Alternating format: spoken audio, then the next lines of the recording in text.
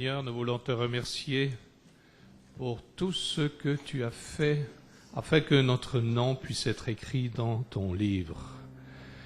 Merci Seigneur, parce que ça vient de toi, c'est ta grâce, c'est ton sacrifice, c'est tout ce que tu as fait pour nous Seigneur qui nous a permis d'avoir notre nom dans ce livre.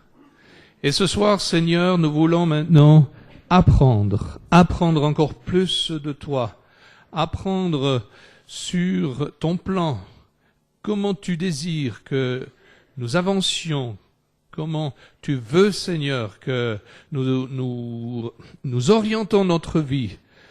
Et tout cela, Seigneur, grâce à ce que tu as fait à la croix de Golgotha, grâce à ton sacrifice, grâce à tout ce que tu as donné de ta vie. Au nom de Jésus, Amen. Et avant qu'on passe aux annonces, j'aimerais qu'on chante ce que vous avez prévu, blanc, plus blanc que neige. Alléluia.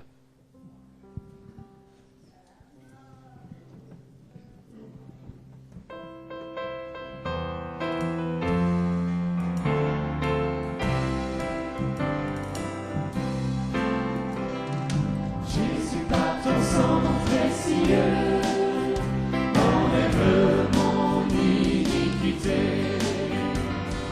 Regarde-moi du haut des cieux, dis-moi que tu m'as pardonné. J'ai longtemps erré cœur rebelle, mais j'entends ta voix qui t'appelle. Au pied de ta croix maintenant, tout confus, brisé, je me rends. Blanc, plus blanc que neige, blanc, plus blanc que neige, lavé dans le sang de l'agneau, je serai plus blanc que la neige.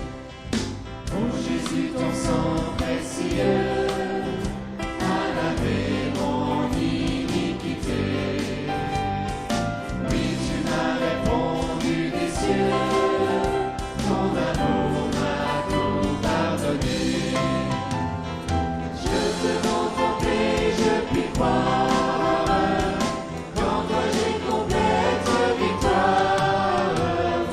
Au pied de ta croix maintenant, je me relève triomphant. Blanc, plus blanc que neige, blanc, plus blanc que neige, lavé dans le sang de l'agneau, je serai plus blanc que la neige.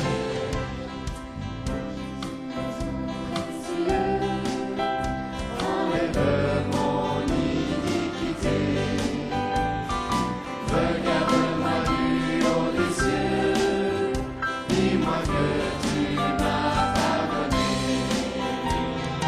J'ai longtemps erré cœur rebelle, mais j'entends ta voix qui m'appelle.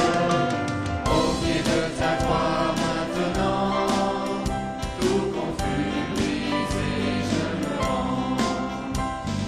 Blanc, plus blanc que neige, blanc, plus blanc que neige, lavé dans le sang de l'agneau, je serai plus blanc que la neige.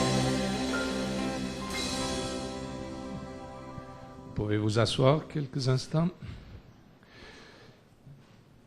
J'ai juste deux choses d'organisation. Donc, d'une part, vous trouverez le livre de notre frère Guyot, son témoignage derrière. Alors, il y a déjà qui s'en sont servis. Donc, c'était tout à fait prévu dans ce sens-là. Mais pour qu'on ne doit pas ouvrir un bureau pour l'encaissement, donc vous êtes invités à mettre la contrepartie de 10 francs suisses dans le tronc et puis on remboursera le nombre donc, qui était déposé là derrière. Il y a malheureusement que 15 exemplaires. Mais si vous voulez par la suite donc avoir un exemplaire à vous, donc il est possible qu'on transmette la commande live donc directement avant ton retour en France. Donc je vous suggère notre secrétariat, Corinne, où es-tu Corinne? Corinne, voilà. Vous pouvez, juste pour ceux qui ne connaîtraient pas Corinne, tu peux te lever juste? Voilà Corinne. Corinne va enregistrer votre commande donc du livre Un fils perdu et retrouvé de Léopold Guyot. Alors nous allons voir pour les modalités par la suite. Ça c'est une chose. Ensuite vous trouverez derrière le beau schéma, le plan de Dieu pour l'homme, et qui nous décrit donc le message qui a été donné mardi passé par notre cher Dominique Chalère dans ce contexte ici et qui trouvera sa prolongation dimanche matin avant l'adoration pascale. Alors, je vous invite de vous servir encore de ce schéma, de le méditer, de regarder le contexte. Donc, c'est dans Colossiens 1, 16, je crois. Le passage biblique n'est pas indiqué dessus. Colossiens 16 ou 17, quelque chose par là autour. Donc, vous pourrez donc vous servir de ce schéma qui vous donnera beaucoup d'informations sur le plan de Dieu pour l'homme. Pour ceux et celles qui pourraient encore passer demain matin peut-être un petit moment sur le net, téléchargez le dernier message qui vous a été envoyé sur l'évangile du mois. Oui, mois. Il y a un évangile du mois. Malheureusement. Et on en causera quelques mots aussi dimanche. Et vous allez, à base de cette étude-là, vous allez comprendre beaucoup de choses dont on parlera dimanche. Donc c'est Colossiens 1, 16. Alors voilà, donc c'est pour ce schéma. Donc cet après-midi, nous avions une merveilleuse introduction à une vie de pureté, de sainteté qui est voulue par Dieu pour son peuple. Et ce soir, nous allons découvrir une partie existentielle d'un pasteur français avec ses jours de victoire, mais aussi les périodes sombres, même des périodes de lutte, de combat. Le pasteur Guyot est un homme comme vous, comme moi, et ses expériences nous serviront d'enseignement surtout à notre jeunesse.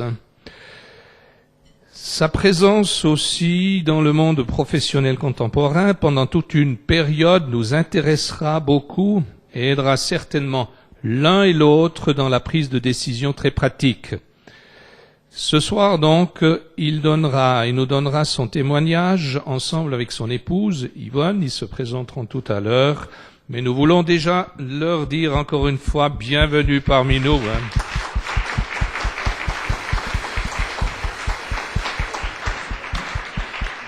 Nous avons beaucoup apprécié l'introduction cet après-midi, donc avec ce thème, la pureté face à l'immoralité ambiante, et ça avec sous le thème général, saint dans un monde malsain. Maintenant, sur le plan technique, c'est avec plaisir, c'est un plaisir pour moi d'accueillir parmi nous, techniquement certes, mais quand même présentement les auditeurs qui pourraient se trouver en cet instant sur Internet. Et là, je profite de saluer vos enfants, je crois, qui se trouvent là-dessus. Bonsoir, bienvenue parmi Alliance Pierre Vivante, la rencontre d'Alliance Pierre Vivante Suisse, avec vos parents ici présents que nous apprécions beaucoup. Que le Seigneur vous bénisse. Aussi bienvenue à Megui de la Moselle et puis à tous les autres que nous ne connaissons pas. Notre équipe ce fait un plaisir de vous transmettre fidèlement le déroulement de cette soirée et aussi de vous faire participer aux dimensions profondément spirituelles. Alors je vous souhaite la bienvenue et je vous bénis au nom de notre Seigneur Jésus-Christ. Il y a aussi peut-être la problématique de ceux et celles ici dans cette salle qui ne pourraient pas assumer leur présence sur le net. Donc si vous avez bien compris, ça se passe actuellement live sur Internet. Si vous ne pourriez pas assumer cette présence pour une raison ou pour une autre, vous avez là maintenant encore quelques instants pour sortir du champ de tir. Et puis, si vous voulez rester quelque part discrètement, c'est votre droit, c'est votre possibilité. C'est à vous de prendre cette décision. Hein. Maintenant, j'aimerais que, avant que nous écoutions ce récit ou ces récits, que nous prenions encore un instant devant le Seigneur. Un instant où, comme j'ai dit cet après-midi, c'est pas le Seigneur qui va venir, qui doit venir, qu'il faut invoquer, que absolument il vienne maintenant, le Seigneur est ici. Il a promis qu'il est au milieu de son peuple. Il est au milieu de ceux qui l'invoquent d'un cœur pur. Mais j'aimerais que justement on passe quelques instants, on devra les limiter, mais on passe quelques instants à ouvrir nos cœurs, à ouvrir tout notre être, nos pensées, toute cette dimension qui est au fond de nous, à nous ouvrir pour recevoir ce que le Seigneur a à nous dire ce soir. Et c'est à cet effet-là que j'invite de vous joindre à l'équipe de chant et de musique, et ils vont nous conduire encore quelques pas plus loin. À vous.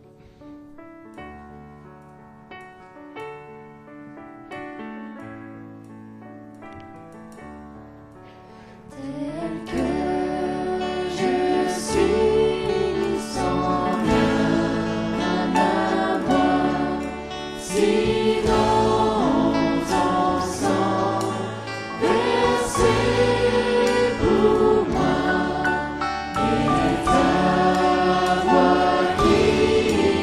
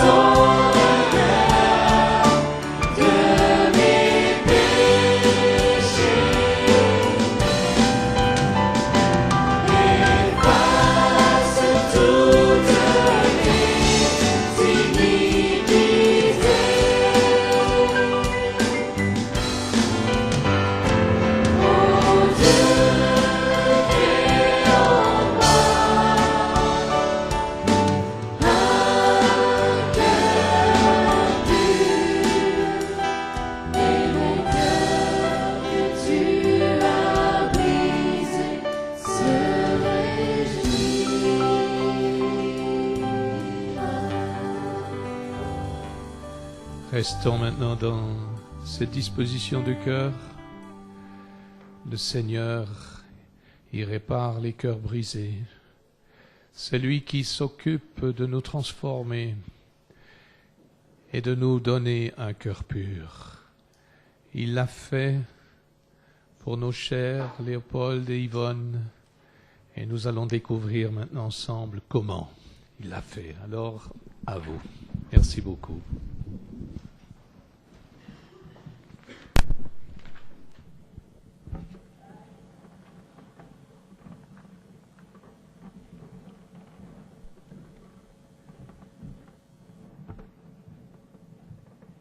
Eh bien, comme cet après-midi, nous vous saluons de la part du Seigneur, et aussi en notre nom, et nous nous réjouissons d'être avec vous. Nous nous connaissons un peu mieux, nous avons parlé avec les uns les autres, nous découvrons votre communauté, votre Église, et nous nous réjouissons donc d'être parmi vous, et nous croyons que si le Seigneur a permis que nous soyons là, c'est certainement pour, d'une part, vous encourager, vous exhorter, vous bénir, et nous avec.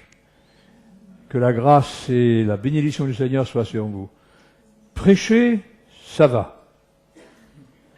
Ça va, prêcher, ça va. On prépare ça bien, on réfléchit, on fait ses plans, ça va, on met ça devant le Seigneur. Après tout, nous sommes faits pour ça, puisque Dieu a permis que nous soyons des prédicateurs. Alors il nous donne aussi la compétence et la force pour le faire. Rendre témoignage de notre vie, c'est tout à fait différent, parce que nous vous faisons entrer dans quelque chose qui nous est très personnel, presque dans l'intimité de notre cœur. Et nous ouvrons la porte de notre vie, nous vous ouvrons la porte de notre vie, afin que, non pas que vous nous connaissiez mieux, c'est aussi un but, mais surtout que vous connaissiez, que vous sachiez ce que le Seigneur a fait pour nous. Et qu'au travers de son œuvre dans nos vies, vous puissiez comprendre quelle est la grandeur, l'immensité de sa miséricorde infinie.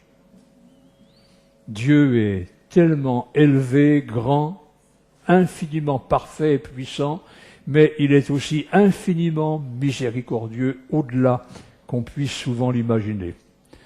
Un texte de la Bible que nous pourrions prendre ce soir pour soutenir un peu notre témoignage, c'est l'histoire, la parabole.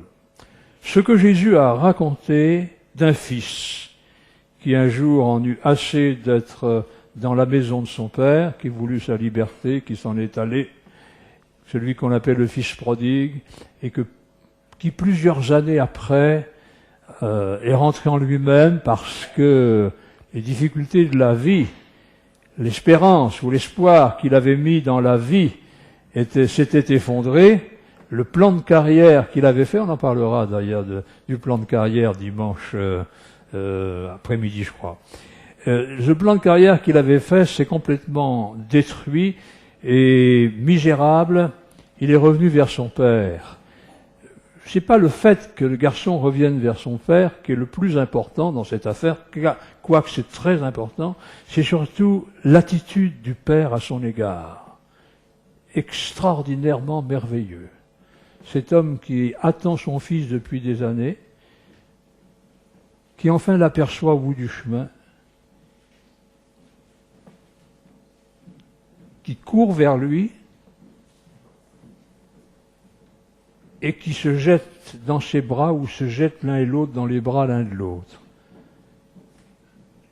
En une fraction de seconde, tout le passé misérable de ce garçon a été effacé et il a retrouvé sa place. C'est ce qui nous est arrivé. Alors c'est pas tellement facile à raconter. Il y aura ma part, il y aura celle de mon épouse, tout à fait différente. Vous pouvez voir que nous sommes différents l'un de l'autre. Et dans la vie, c'est pareil, elle a sa personnalité, et je vous prie de croire que c'est une personnalité. Et puis, si. Elle n'a pas l'air comme ça, mais heureusement qu'elle est là. Quelquefois, j'ai entendu un jour un pasteur dire « Je vous présente la sagesse que Dieu m'a donnée ». Et il nous a présenté son épouse. Je ne voudrais pas le faire devant vous ce soir avec elle, parce que peut-être que ça l'énorgueillerait un peu, alors bon.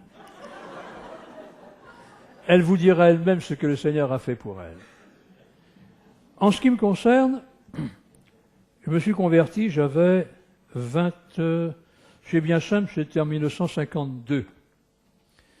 J'avais 23 ans.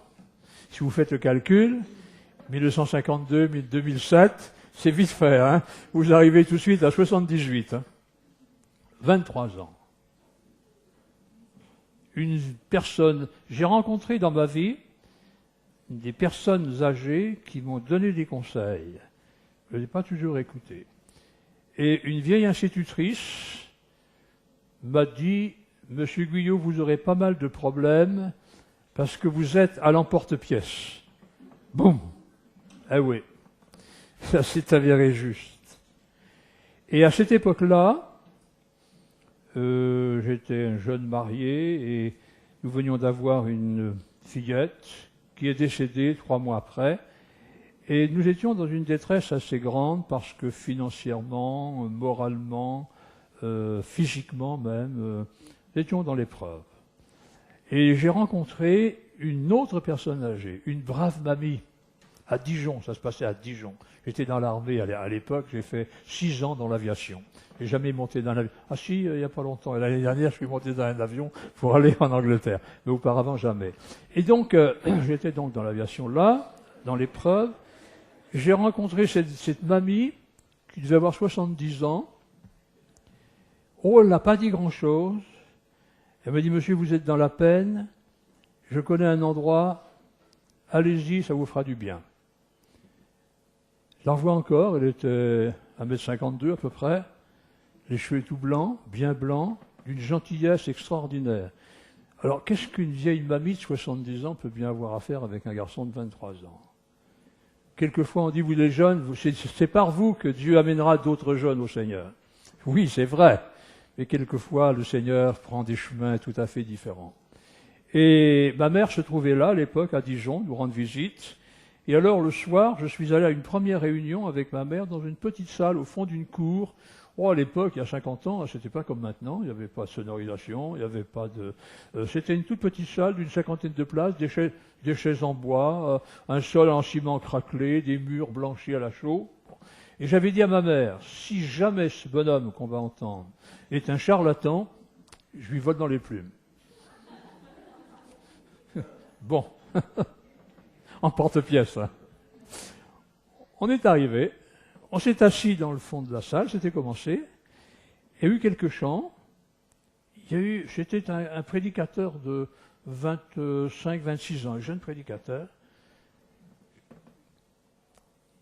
Il nous a bluffés, pour employer un mot à la mode maintenant. J'étais là, scotché sur ma chaise, tout entier le fixant, j'ai dit, mais... En sortant de la réunion, j'ai dit, mais ça, c'est la vérité. Je ne sais pas pourquoi, je n'aurais pas pu expliquer, mais j'avais reçu dans mon cœur cette parole, cette prédication. Oh, il n'a pas dévoilé ma vie, il a parlé de Jésus, il a pris un texte, je ne me rappelle plus d'ailleurs, certainement comme à l'époque, ça se faisait un récit de guérison ou de conversion de l'Évangile. Il a expliqué tout simplement, nous sommes sortis de là entièrement convaincus que cette parole était la vérité. Et ça a été là que je me suis converti. Fait baptiser, suivi les réunions fidèlement. J'ai commencé à prendre dans ma poche un petit Nouveau Testament, je vous en parlais cet après-midi.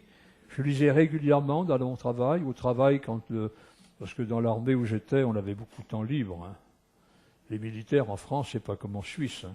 Ils sont très longtemps dans l'armée, mais bon, ils étalent le travail sur la longueur des années. Tandis qu'en Suisse, ils sont...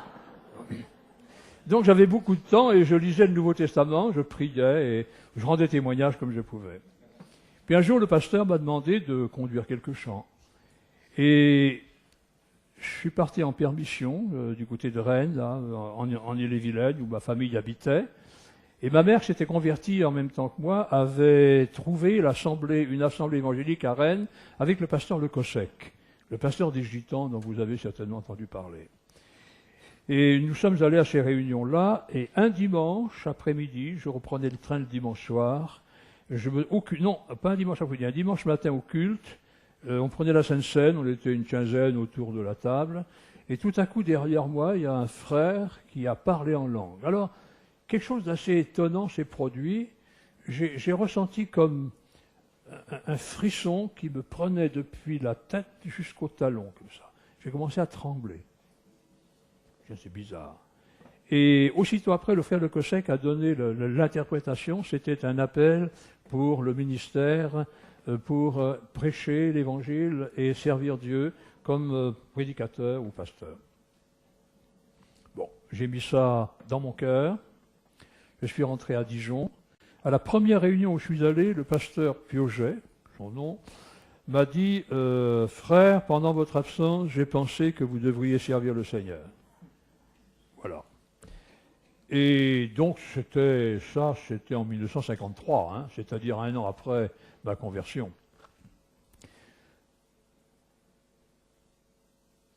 Alors, je n'ai pas demandé quelle formation j'allais avoir, dans quelle école biblique je serais allé. Je ne pense pas qu'il y en avait beaucoup à l'époque. Hein. J'ai commencé à prêcher à Châlons-sur-Saône. Et ma première prédication a été devant 4 personnes, dont un docteur, le docteur Ekes. Je me rappelle le son, non, celui-là. Gentil. Alors j'ai prêché « Repentez-vous, race de vipères ». Ah ouais. Je vous dis, à l'emporte-pièce. Personne n'a bronché. J'étais invité à déjeuner chez le brave docteur. Il m'a dit « Votre prédication, c'était plutôt du tonique », qui me dit, hein, c'est tout ce qu'il a dit. Bon, et je suis rentré avec ça. Depuis, j'ai amélioré mon style. J'essaie d'être plus près des gens, d'une part, de voir les choses un peu mieux, et bon, de traiter l'affaire d'une manière plus douce et plus miséricordieuse. Surtout, il n'y avait pas d'inconvertis, il y avait des chrétiens à ce culte. Hein. Voilà. Et alors, je pensais faire carrière, là, donc, du ministère dans la région de Bourgogne.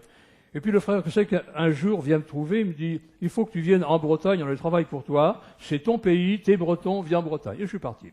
Et nous avons commencé, là, je suis arrivé à Saint-Malo, une petite ville d'Ille-et-Vilaine, avec la valise, la femme, la fille, et rien d'autre.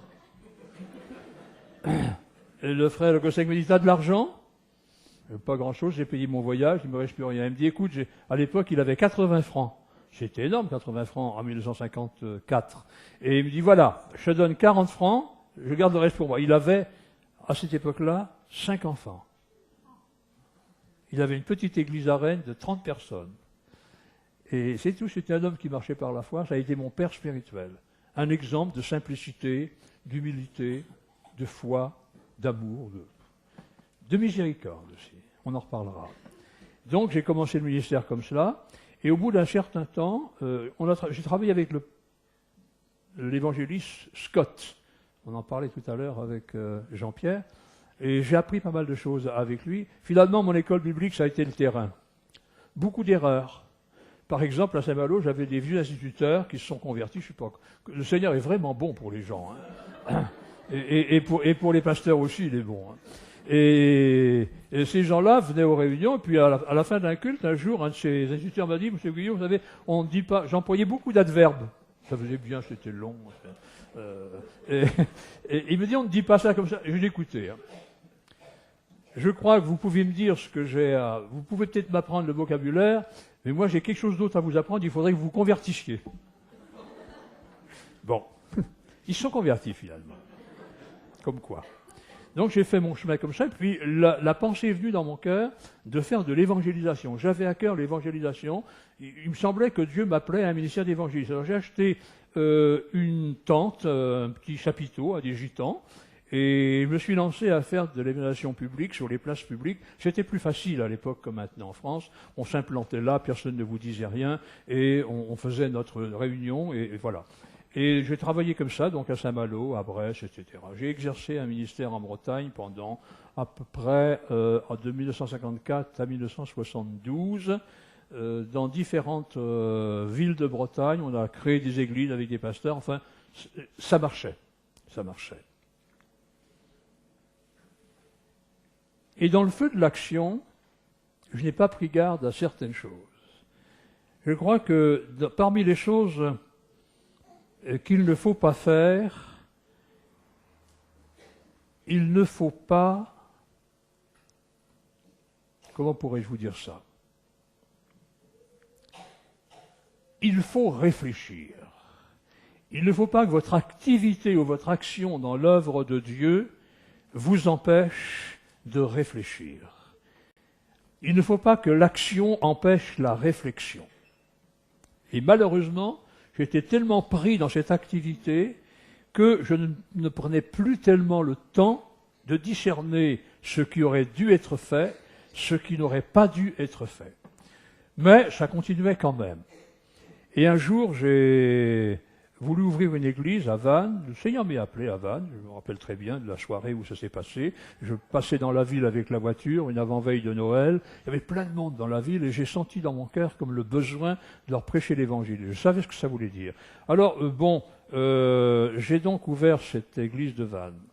Et puis l'idée m'est venue de faire de l'évangélisation itinérante. Encore une deuxième erreur, sortir du cadre de l'Église, c'est-à-dire devenir un peu indépendant dans son travail pour le Seigneur. Et je suis parti dans l'itinérance, et quelques frères m'ont donné des conseils, mais il s'est avéré que c'était des mauvais conseils. Troisième erreur, écouter des gens charnels. Vous savez, on en fait des erreurs dans sa vie, hein.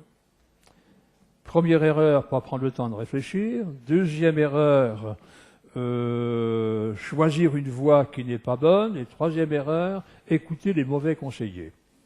On dit en France que les mauvais conseillers que les conseilleurs sont pas les payeurs. Et c'est vrai parce que plus tard, quand j'ai eu besoin d'eux pour me sortir d'affaires, ils m'ont parfaitement ignoré. C'est comme ça la vie, comme dirait mon petit-fils.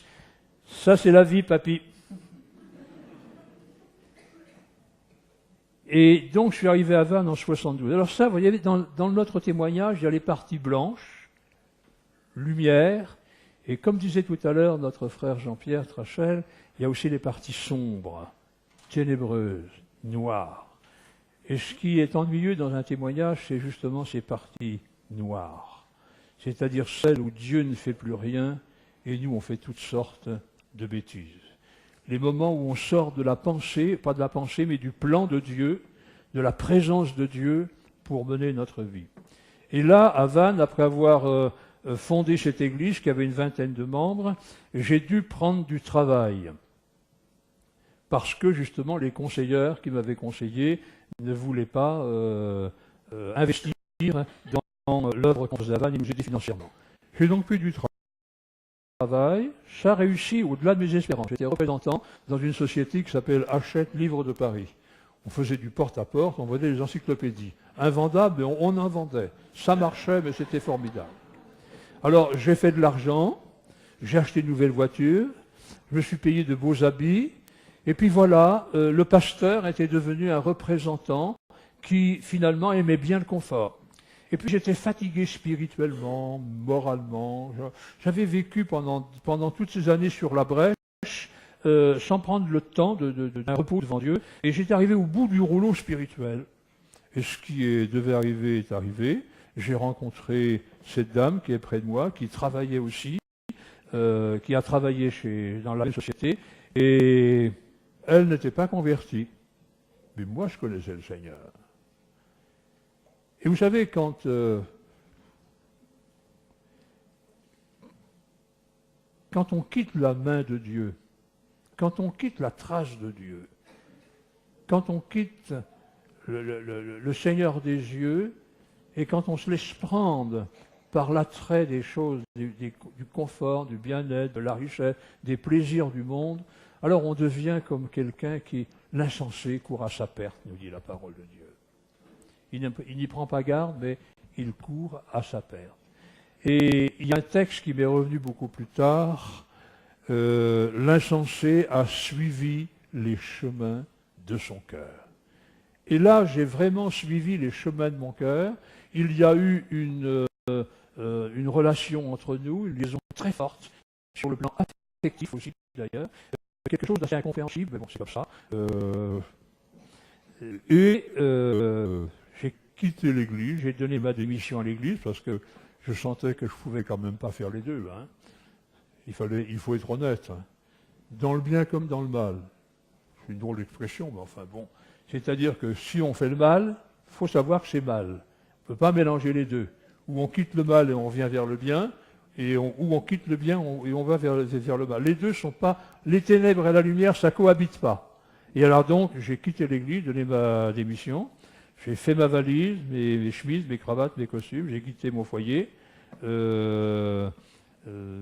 Ma future épouse, qui à l'époque était encore seulement cette relation de travail, mais aussi plus affective, en a fait de même.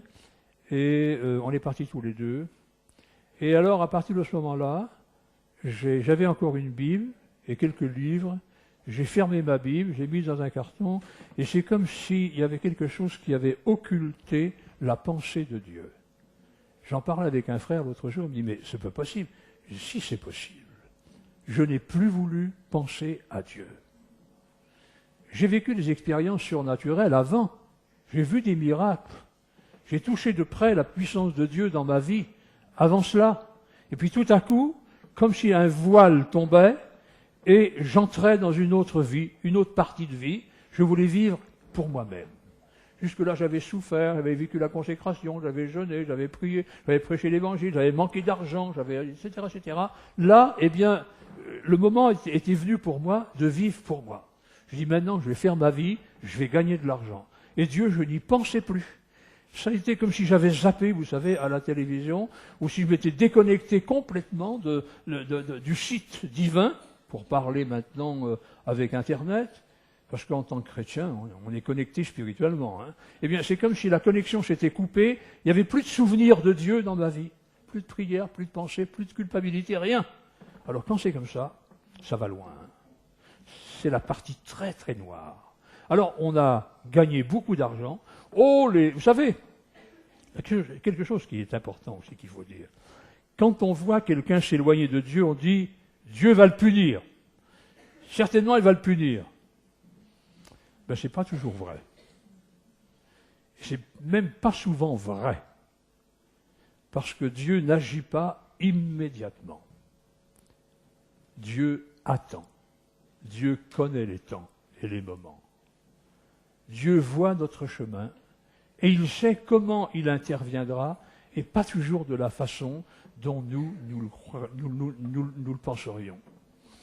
Et là, nous avons travaillé, on a commencé à faire les marchés, commencé par vendre des livres, ça ne marchait pas. Alors on a vendu des disques, là ça a marché. On a vendu de la pop musique, on a vendu de la variété française, tiens, on n'a pas vendu la variété suisse. Non, on a vendu du rock, on a vendu du hard rock, on a vendu du rock metal, on a vendu tout ce qui se vendait bien, quoi. Hein? Et aussi des disques bretons, bien sûr. On gagnait beaucoup d'argent, on en dépensait beaucoup. On menait une joyeuse vie, on avait des amis. On sortait en boîte, au restaurant. On achetait une maison, on achetait des voitures, enfin, c'était bien. Ça a duré comme ça pendant de 72 à 85, 13 ans. On a croisé une fois sur notre chemin un prédicateur ou des prédicateurs gitans. Ça ne m'a pas rappelé quelque chose d'extraordinaire, ou du moins, je n'ai pas voulu me rappeler des choses extraordinaires. Et en 85, je passe très vite, hein, parce qu'on ne va pas mettre en détail tous ces moments de vie noirs. Hein? C'est dans le livre. Oui, c'est dans le livre, c'est sur Internet aussi. Donc en 85, il s'est passé quelque chose d'assez extraordinaire. Une nuit, j'ai été pris de malaise, barre à la poitrine, douleur dans les bras, suffoquement, écrasement. J'ai dit ça, il y a mon bonhomme, t'es fichu. Et c'est pas seulement moi qui ai dit ça. J'ai comme entendu une voix dans mon cœur, si tu ne reviens pas maintenant, ce sera terminé. Vous savez, il y a un temps de Dieu pour revenir. Le Seigneur peut s'y reprendra plusieurs fois, mais là, c'était le moment limite. Nous étions allés jusqu'à la limite de la patience de Dieu. Il faut vous dire qu'il y avait des dizaines de personnes qui priaient pour nous. Ce qui est terrible dans cette affaire, que j'ai ressenti après, c'est la souffrance que l'on cause aux autres. Parce que nous, on vit dans l'insouciance, dans le plaisir, dans l'argent, dans le bonheur, entre parenthèses, mais les autres, la famille, les enfants, les parents, les frères et sœurs, les autres églises, et tout ça, c'est une souffrance énorme qu'on a engendrée et produit, mais sur le coup, on ne s'en rend pas compte, c'est après qu'on allait s'en rendre compte. Donc, j'ai eu cet avertissement de Dieu, et le lendemain matin, j'ai refouillé dans mes cartons pour retrouver une Bible, mais je n'osais pas lire la Bible. Je sais pas, il y avait quelque chose, j'avais peur, pas peur, honte, j'avais honte. Et j'ai retrouvé un livre, La Croix et le Poignard, de David Wilkerson. Alors j'ai commencé à le lire, et au fur et à mesure que je le lisais, je descendais tous les matins, on avait acheté un appartement au-dessus du magasin, et il y avait une arrière-boutique, je descendais très tôt, et avant l'ouverture du magasin, je me mettais là, dans l'arrière-boutique, petit bureau, et souvent à genoux d'ailleurs, le livre sur une chaise, et je lisais cela, et j'éprouvais de la honte devant Dieu. Ça a été terrible. Et je me dis, Seigneur, que le retour du Fils prodigue a dû être difficile. Surtout que, quand un retour se produit, c'est toujours malgré soi, c'est parce qu'on ne peut pas faire autrement. Là, le fils prodigue n'a pas pu faire autrement, il n'avait plus de secours nulle part que le retour vers son père. Moi, je ne pouvais pas faire autrement parce que si j'avais résisté à cet appel de Dieu pendant la nuit, je ne serais pas là ce soir pour vous en parler. Mais ça a été difficile parce que on ne revient pas fleur au fusil, comme on dit. Seigneur, me voilà. C'est dans la détresse profonde, la honte profonde, les pleurs. Ça a duré comme ça pendant quelques jours quand même. Mais au fur et à mesure que je lisais ce livre de David Wilkerson, je me rapprochais du Seigneur et je ressentais l'attirance, l'attrait de Dieu. Dieu m'attirait de nouveau à lui. Et quelque chose d'étrange se produisait dans mon cœur, c'est que au fur et à mesure, la paix du pardon de Dieu venait dans mon cœur. C'est comme si Dieu disait « j'efface ton péché ». Je me suis remis à lire la Bible, les psaumes d'ailleurs, d'un bout à l'autre, et je m'identifiais à ces prières de David, à ce qu'on a chanté tout à l'heure, « Seigneur, annonce-moi l'allégresse et la joie, pardonne mon iniquité », etc., etc. Je connaissais la Bible, j'avais prêché pendant 18 ans. Et là, tout me revenait d'un coup. Tout ce que j'avais zappé, tout ce que j'avais voulu oublier, ça revenait dans mon cœur. Et 15 jours ou 3 semaines après, j'avais retrouvé la paix intérieure. J'avais retrouvé le Seigneur et le pardon de mes péchés. C'est pas long, 15 jours, 3 semaines. Puis voilà que tout à coup, m'est apparue la situation dans laquelle nous nous trouvions. Divorcé, remarié avec un enfant. Et j'avais été assez longtemps dans les assemblées de Dieu pour connaître que c'était une situation intolérable aux yeux de Dieu selon on y reviendra peut-être un jour, mais selon le concept de ces églises et de certaines autres églises, je vivais dans l'adultère. Pas si sûr que ça aujourd'hui. Mais enfin bon, on en reparlera. Donc, je me trouvais dans un dilemme. Qu'est-ce que je vais faire? Est-ce que je dois divorcer de mon épouse actuelle et puis qu'elle retourne avec son ex-mari et moi avec mon ex-conjoint? Et la fille, qu'est-ce qu'on va en faire? Est-ce que je dois continuer? Alors, je ne sais plus que faire. Alors, j'ai prié, j'ai dit, Seigneur, envoie-moi un de tes serviteurs. Alors, je nommé 3 hommes que je connaissais bien, avec qui j'avais travaillé, un tel et un tel. Le 3e homme, c'était Clément Lecossec. Et j'ai dit, Seigneur, je connais les 2 autres, je connais Lecossec aussi, s'il te plaît, envoie-moi Clément. Pas difficile, je savais que c'était le plus miséricordieux. Et 8 jours après, nous étions dans le magasin, j'étais occupé avec un client, je finis mon travail avec ce client, je me détourne, qu'est-ce que je vois? 2 personnes, le pasteur Le Cossec avec son épouse qui était là. Alors, il faut vous dire quand même quelque chose, c'est que lui ne savait pas où j'étais. Il ne savait pas que je tenais un magasin de disques. En plus, il ne venait pas chercher des disques, il venait pour chercher des piles pour sa machine à écrire qu'il avait oublié d'éteindre le soir d'avant et qui s'était déchargée pendant la nuit. Quel hasard, hein, on dirait, comme Dieu a conduit les choses. Alors, il est arrivé là et je lui ai raconté mon histoire. Alors, on est monté à l'appartement et il m'a donné la parole de Dieu. Il m'a dit, écoute, 2 cellules ont été détruites, une 3e s'est reconstituée.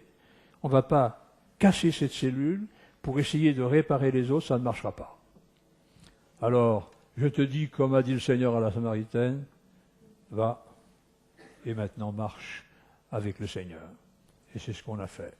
Voilà comment le Seigneur m'a ramené vers lui. Alors là intervient, je ne vais pas la laisser debout plus longtemps, là, parce que après son témoignage, j'aurai encore quelque chose d'autre à vous dire, intervient le témoignage de ma femme. Mais seulement, avant de laisser la parole, je vais quand même vous dire quelque chose. Faut pas? Je ne vais pas parler d'elle, là. Non. Je la laisserai s'expliquer. Il y a, lorsque j'étais pasteur à Vannes, on avait des rencontres pastorales dans le secteur. Et lors d'une de ces rencontres pastorales, on a annoncé la nouvelle d'un pasteur qui était tombé dans le problème d'une femme et qui était partie aussi, qui avait quitté le ministère. Et ça m'avait particulièrement choqué. Je me dis, mais on ne fait rien pour ce frère, on n'essaie pas de le voir ou... Oh, je ne sais pas si je devrais vous le dire, mais enfin, je vais vous le dire quand même. Quelqu'un a dit « Malheur à celui qui tombe ». Terrible, hein? Alors, il y a une chose que j'ai découvert après. J'ai vu tout le verset après. On n'a cité que la moitié. On fait souvent comme ça pour condamner les gens. On ne cite que la moitié d'un texte. Il est écrit « Malheur à celui qui tombe et qui n'a pas de compagnon pour le relever ».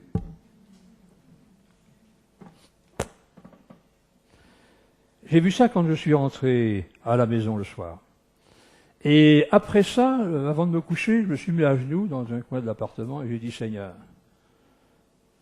si ça m'arrive, ramène-moi. Et il l'a fait. Il l'a fait. Il l'a fait plus de 13 ans après, parce que je priais là en 71, et je suis parti en 72 et il m'a ramené en 85. Mais il l'a fait. La prière que je lui avais adressée de tout mon cœur, le Seigneur l'a entendue. Je voudrais vous dire aussi ceci, c'est qu'il ne faut pas que notre témoignage serve d'alibi à qui que ce soit. Oh, il a bien ramené, il me ramènera bien. On ne se moque pas de Dieu. Je peux vous dire que dans toute ma vie chrétienne, même peut-être autrement, je me suis toujours efforcé d'être sincère. Quand c'est noir, c'est noir. Quand c'est blanc, c'est blanc. Quand c'est rouge, c'est rouge. Quand c'est péché, c'est péché. Quand c'est bien, c'est bien. Et c'est cela que Dieu apprécie. C'est cela qu'il a apprécié dans David. L'homme selon le cœur de Dieu, c'était un homme droit. Si j'avais caché mes transgressions, il ne m'aurait pas pardonné. Il faut être droit avec le Seigneur. Et je pense que ça a été une des raisons pour lesquelles le Seigneur, qui avait dit, quand je vous ai cité le texte tout à l'heure, le rebelle a suivi le chemin de son cœur, dans un autre endroit il est dit, j'ai vu ses voies, mais je le guérirai. Et il l'a fait. Et alors à ce moment-là, quand le frère Cossec est venu, eh bien, ma femme vous racontera ce qui s'est passé pour elle après cela. Donc ce frère Le Cossec et son épouse se trouvent dans le magasin. Ah. Il marche, hein? Ouais. Ouais, il marche pas. Donc ce frère Le Cossec rentre dans le magasin Ils s'embrassent comme du pain et du beurre. Je n'avais jamais vu ces gens-là. Et il me dit, je monte avec eux. Va chercher à manger, ferme le magasin, va chercher, on va dîner ensemble. Ah, bon, je ne connaissais pas du tout. Alors, comme je suis assez timide, je me dis, je sais pas, on va voir ce que c'est. Parce qu'il me dit rien. Il monte avec sans me dire qui il est. Alors j'arrive en haut, bonsoir monsieur, bonsoir madame, bonsoir. Vous êtes croyante? Oh. J'ai dit, je suis d'origine catholique. Je suis pratiquante, oui, jusqu'à mes 26 ans, 27 ans, j'ai pratiqué la messe, les vêpres, les réunions de semaine, etc. Mais vous croyez en Dieu? Je dis, oui, je crois en Dieu. Mais puis il a commencé à me poser des questions. Je dis, mais qu'est-ce que c'est que ce monsieur? Alors je me retourne vers mon mari, je lui dis, mais il faudrait peut-être que je sache quand même qui sont ces gens qui me posent des questions comme ça. Alors il me dit, ben voilà, c'est un pasteur gitan qui fait une mission dans la région. Et si tu veux, on pourra aller à la réunion demain soir. Voilà, chez les gitans. Pas une très bonne renommée des gitans. Je dis bon. Évangélique, je suis catholique, hein, je vois pas pourquoi j'irais changer, mais enfin bon. Je te suis. Alors comme on avait notre petite qui avait à l'époque 8 ans. 85, elle avait 8 ans. 8 ans, obligé de l'amener avec nous, hein, on l'aurait pas laissé. Alors il nous a suivis, bien entendu. Et puis là, comme on était dans le commerçant, j'étais commerçante, j'étais habillée pantalon, coiffée toujours un peu comme ça, assez maquillée, enfin bref, puis plein parti à cette réunion de prière. C'était sous une toile de tente, et puis plein de monde, plein de femmes avec des foulards, des grandes jupes. Oh là, où est-ce que j'arrive ici? Alors je me faufile tant que je peux dans le côté comme ça de la tente. Et puis la réunion commence, il commence à prier. Bon, il s'adresse directement à Dieu, quoi. Je connaissais pas ces prières-là, moi. Pour moi, c'était le Notre Père, le Je vous salue Marie. Bizarre. Et puis il y en a qui se mettent à prier, puis raconter leur vie comme ça au Seigneur, et puis qui se mettent à pleurer, tout ça. Oh, je dis, où est-ce que je suis tombée? Voilà. Et puis bon, la réunion se termine, et puis on rentre à la maison. Puis je lui dis, bon, c'est un peu, on en parle, hein, de cette réunion, cette façon de prier, tout ça, qui m'avait vraiment touchée, parce que je me suis rendu compte que c'était plus ce que moi, la façon dont je priais. Que c'était vraiment quelque chose de vrai, qui s'adressait à quelqu'un de vivant, que je ne connaissais pas. Alors, mon mari me dit, veux-tu venir au culte le dimanche matin? Parce que c'était une mission de 3 jours ou 4 jours. Oui, je vais aller au culte. Moi, j'allais habituée à aller à la messe, je vais aller voir ce que c'est. Puis là, c'était le pasteur Le Cossec qui prêchait, et il a eu un message sur la croix. Il a parlé des péchés. Il a parlé du sang de Jésus qui nous avait lavé, purifié de nos péchés. Alors j'ai commencé, moi, à voir le film de ma vie se dérouler devant mes yeux. Et j'ai vu que j'étais vraiment pécheresse. Et là, j'ai commencé à pleurer, à pleurer, à pleurer. D'un côté, il y avait mon mari, de l'autre côté, il y avait la femme, Madame Le Cossec. Ils ont été obligés de me soutenir parce que je m'écroulais. Je ne savais plus où me mettre. J'avais honte. J'avais l'impression que tout le monde me regardait, que j'étais noire, mais noire.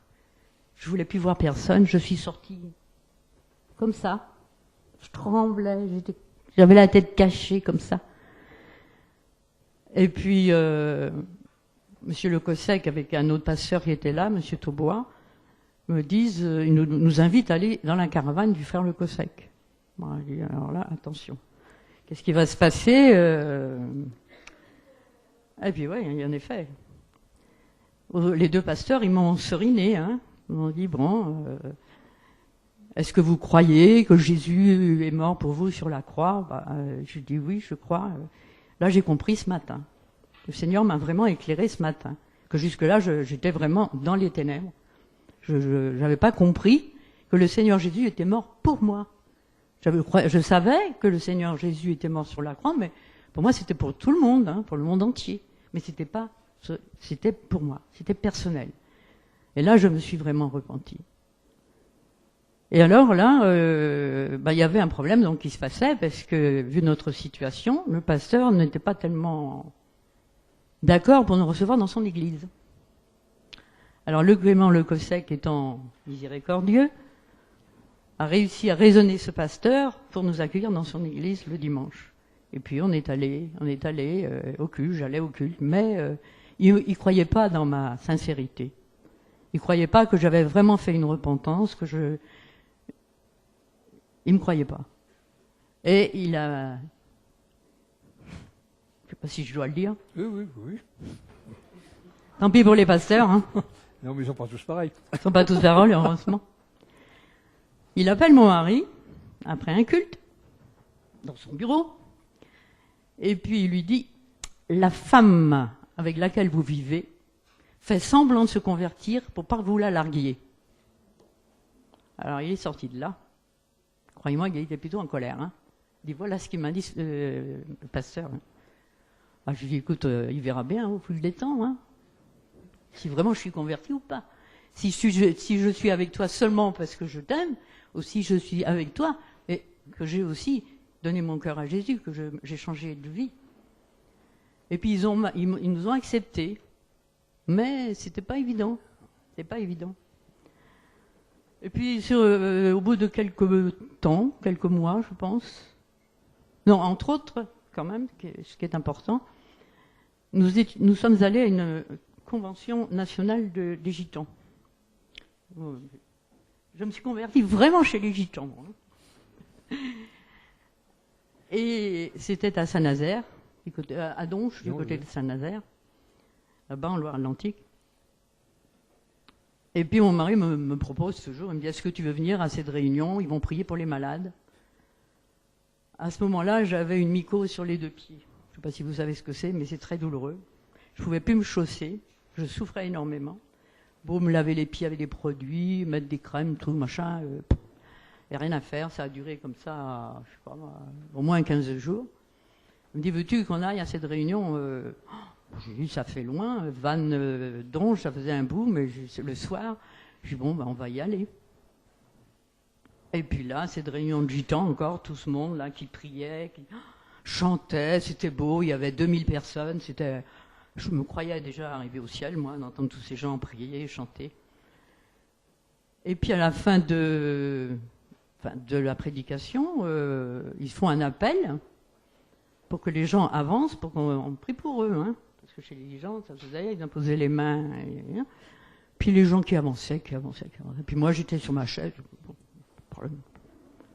Pas pour moi, ça, c'est pour eux, hein, ce sont des gitans. Et puis je priais quand même dans mon cœur, je dis, Seigneur, si je dois y aller. Hein. Puis tout d'un coup, pouf, comme s'il m'avait poussé de ma chaise, je suis partie donc à l'imposition des mains. Et puis là, les pasteurs, le pasteur, hein, il me connaissait pas, il m'a même pas demandé qui j'étais, quoi que ce soit, il imposait les mains comme ça à tous. Et puis je retourne à ma place, la réunion se termine, on monte dans la voiture, puis on avait fait peut-être 4-5 kilomètres. Je dis à mon mari, mais j'ai plus mal aux pieds. Non, je souffre plus, là, je sens plus le mal, je suis bien dans mes chaussures. Et c'est bizarre. Alors on arrive à la maison, vite j'enlève mes chaussures et puis prendre un bain de pied comme je faisais tous les soirs. C'était déjà un peu moins rouge. Et le lendemain matin, il n'y avait plus rien.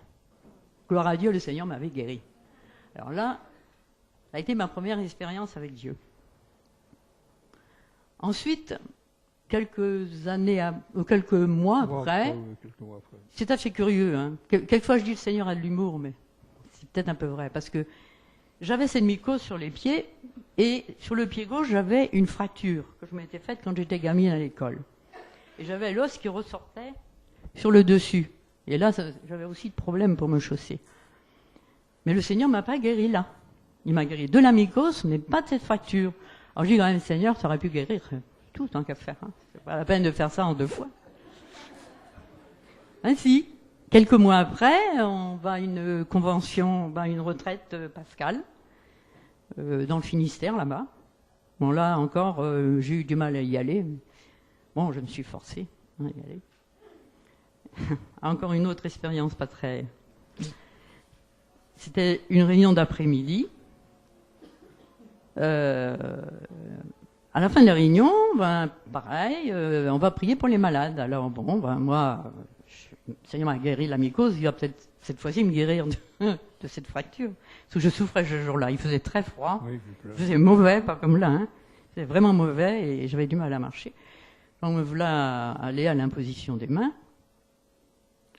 pour être guéri de cette fracture. Et effectivement, le Seigneur m'a guéri. Je suis sortie de la réunion, j'ai pu marcher, on est parti dans la campagne tous en groupe, on a fait je sais pas combien de kilomètres et j'avais mal aux pieds. Mais à cette réunion, il y avait un autre problème. Parce que c'était une réunion où ils priaient pour les malades, mais ils priaient aussi pour recevoir le baptême dans le Saint-Esprit. Alors moi, j'avais su quand même qu'il y avait ce baptême du Saint-Esprit, dont je le désirais. Mais je n'étais pas encore baptisé d'eau. Hein. Ouais, je me suis dit, bon, et toujours voir si le Seigneur veut me donner le Saint-Esprit. Alors bon, il y avait des gens qui étaient restés pour cette réunion-là. Alors il y avait 3 pasteurs qui priaient. Je suis désolée, hein, parce que je tape sur les pasteurs ce soir. Mais étant femme de pasteur, ça peut aller. On s'est rattrapé après. Il y avait 3 pasteurs qui priaient, qui passaient dans les rangs. Puis moi, j'étais dans un rang. 2 pasteurs passent, mais vite. Le 3e, me voyant là, il a eu pitié de moi, il est venu quand même m'imposer les mains. Bon, pas été baptisé dans le Saint-Esprit ce jour-là, mais j'ai été baptisé après. Enfin bref. Bon, donc cette retraite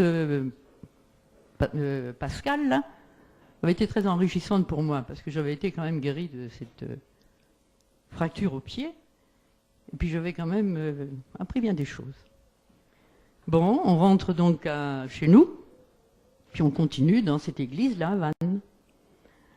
Et on avait des problèmes, on a eu une faillite, on avait toujours le commerce. On a fait faillite, on s'est retrouvé sans rien. On a pu sauver nos meubles, c'est le cas de dire. Une sacoche avec un petit peu d'argent, c'est tout. Plus de voiture, plus rien. Bon. Alors, qu'est-ce qu'on fait là, Seigneur? Il a fallu chercher un appartement. On a trouvé un appartement, parce qu'on avait été obligé de mettre le magasin en vente, l'appartement, enfin tout le bazar. Et puis mon mari a cherché du travail, pas d'autre solution. Hein. Mais il trouve du travail à Rennes, et on habitait Vannes. C'est-à-dire à 150 km. Alors moi, je suis restée à Vannes avec ma fille. Et puis mon mari est parti travailler à Rennes. Il logeait chez sa mère qui habitait Rennes. Et il rentrait tous les... Fin de semaine. Le vendredi soir, je pense. Ouais. Donc je me retrouvais toute seule. Et j'étais nouvelle convertie. Et je m'égarais. Je lisais beaucoup ma Bible, je priais beaucoup. J'avais une soif de connaître la parole de Dieu. Je lisais beaucoup les psaumes, les prières de David qui m'ont fait beaucoup de bien. Et puis, un matin, j'amène ma fille à l'école, et en revenant, je ne sais pas ce qui s'est passé. Je rentre dans l'appartement, je vais pour aller, les chambres étaient à l'autre bout de l'appartement, je me suis fait projeter, comme ça, contre le mur, de droite, de gauche, de droite, de gauche. Et je me suis écroulée. Je me suis dit, qu'est-ce qui se passe? Alors là, j'ai pris ma Bible encore, et j'ai prié. Et j'ai prié pendant 1 heure, 2 heures. Et j'étais tout seul, il n'était pas là. Et puis là, je pense que j'ai eu une attaque vraiment du malin, qui a voulu me cisailler, me dire, hein. Mais non, il m'a vraiment donné la force de tenir. Et au bout de quelques mois, mon mari fait une... Non, même pas. Quelques semaines. Quelques semaines après qu'il était sur Rennes, il fait une demande pour un appartement sur Rennes, aux HLM. Oh, la dame des HLM lui dit, « Bouf, vous avez vu le dossier? On n'est pas la veille d'avoir un appartement. » Et on va attendre. Hein. Puis on priait quand même, la famille priait, tout ça. Et puis, tu as fait la demande le lundi, je pense. Et le vendredi, on avait un appartement. Dans la semaine. Encore une grâce de Dieu. Donc on déménage. Entre-temps, on a eu pas mal de problèmes parce qu'on n'avait pas d'argent. Mais le Seigneur ne nous a jamais laissés. Hein. Là, je tiens à le souligner. On n'a jamais manqué. On a toujours pu au moins s'acheter une boîte de sardines et un bout de pain. Parce que le Seigneur a toujours pourvu. Et chose étrange, c'était souvent des frères et sœurs de l'église de Rennes où était sa mère, qui ne connaissaient pas notre situation. Parce que ma belle-mère était quand même assez prude pour ne pas en parler, et surtout pas se vanter de ce qui nous arrivait. Mais on recevait des petits chèques, des petits billets venant de l'église de Rennes. Mais il y a quand même eu une fois aussi, on était en caravane. On n'avait pas de quoi payer notre loyer et la facture d'électricité. Vous avez peut-être connu ça, hein, attention, on n'est peut-être pas les seuls, je sais pas. Et puis là, ben, c'est toujours pareil, on priait, mais on n'en parlait à personne, parce qu'on avait honte. Hein. On était quand même commerçants dans la ville et on était assez connus, bien connus sur la place de Vannes. Mon mari avait été président des commerçants. C'était un peu vexant de se retrouver dans une situation comme ça. Et puis un soir, quelqu'un frappe sonne à la porte. Je vais ouvrir. Que vois-je? Le pasteur Taubois, qui vient nous rendre visite. Il était tard, hein, il était vers 20h. J'étais un peu gênée parce que il y avait pas... ça ne gazait pas entre nous deux. Et puis je lui dis, ben écoutez, monsieur Taubois, asseyez-vous, vous allez attendre mon mari. Il est sorti promener le chien, je crois.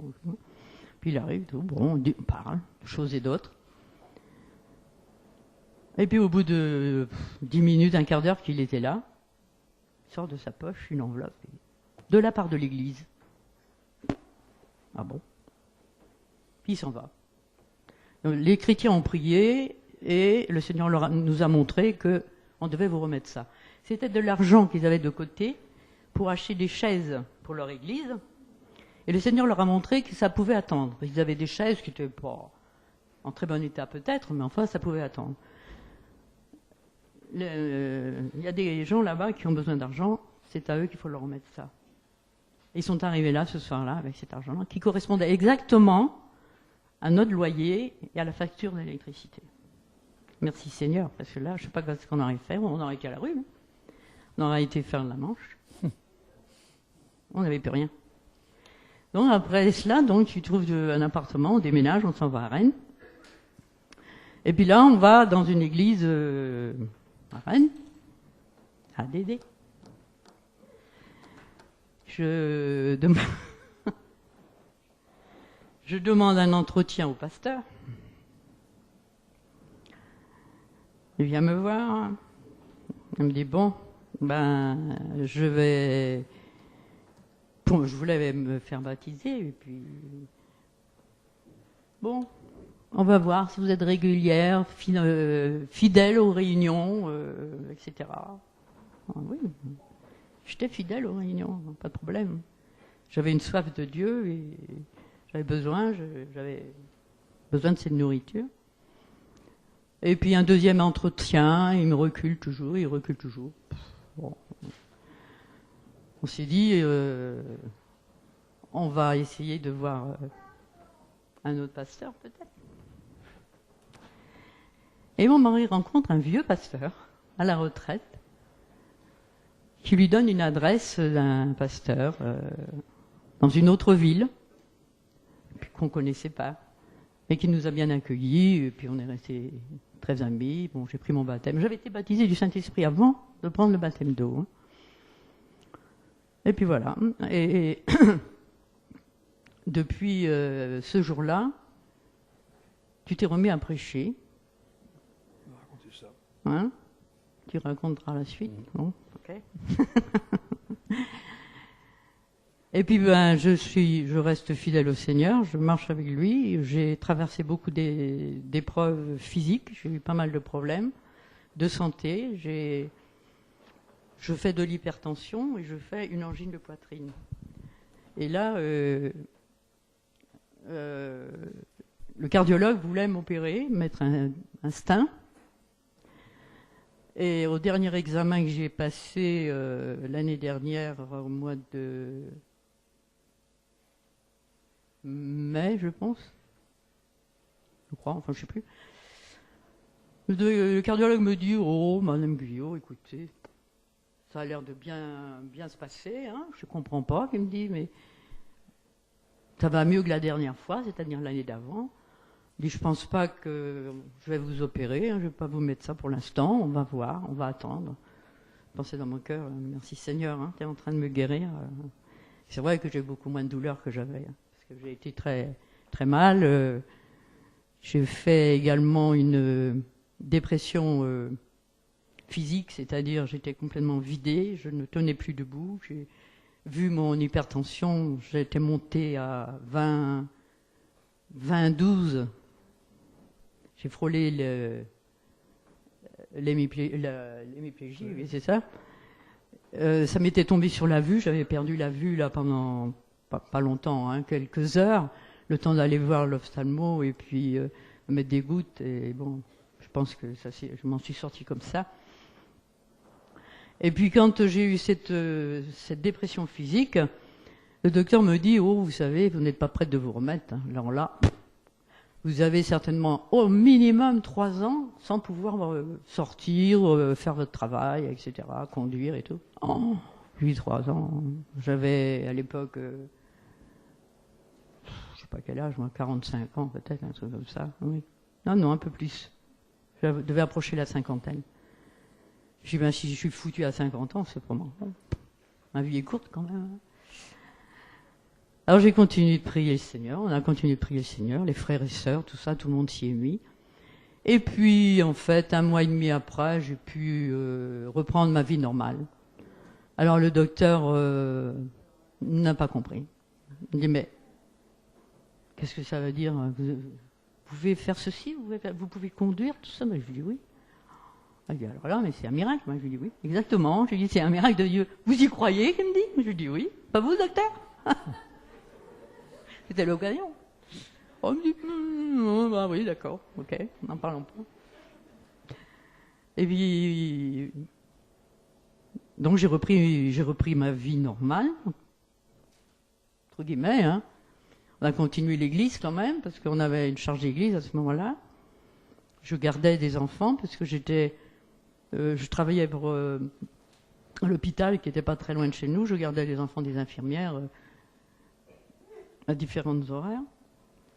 Mais j'ai pas pu reprendre mon travail pour garder les enfants. Le docteur m'a mis en invalidité. J'avais donc 54 ans, quoi.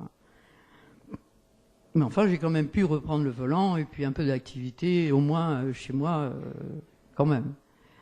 Et là, je suis suivie, bien sûr, régulièrement, tous les trimestres. Mais apparemment, ça va de mieux en mieux. Mais l'année dernière, au mois de mai, je vais terminer par là, parce que j'en ai assez dit, j'aurais trop à dire. Hein, Au mois de mai l'année dernière, on était sur Paris. Il y a un frère qui demande à mon mari s'il voulait venir pour... Consécration pastorale. Consécration pastorale. Bon, comme il ne sait pas dire non, c'était pourtant loin, mais enfin bon. Moi, la Suisse, quand même. Nous voilà donc partis avec un autre couple pastoral. Et dans cette réunion, c'était des Africains. Je n'ai rien contre, hein, mais enfin, il y avait pratiquement que des Africains. Oui, hein. c'est africain. Le pasteur qui présidait cette réunion était jeune, dynamique. Il y allait. Tout son cœur. La musique, à fond. Et boum, et puis... Et la sœur qui était avec moi me dit, oh là là, je peux plus, j'ai mal à la tête, je sors, je prends des cachets. Puis moi, bien ça, j'ai pas voulu, pas déranger comme ça, bon, je suis restée. Et oui, mais quand la réunion est finie, je suis sortie de là, je n'entendais plus. J'avais un mal de tête. On est rentré à la maison, je dis à mon mari, je prends un cachet, je me couche. Parce que là, Ça va pas. Hein. Je me suis couché, j'ai pris un câble, j'ai dormi.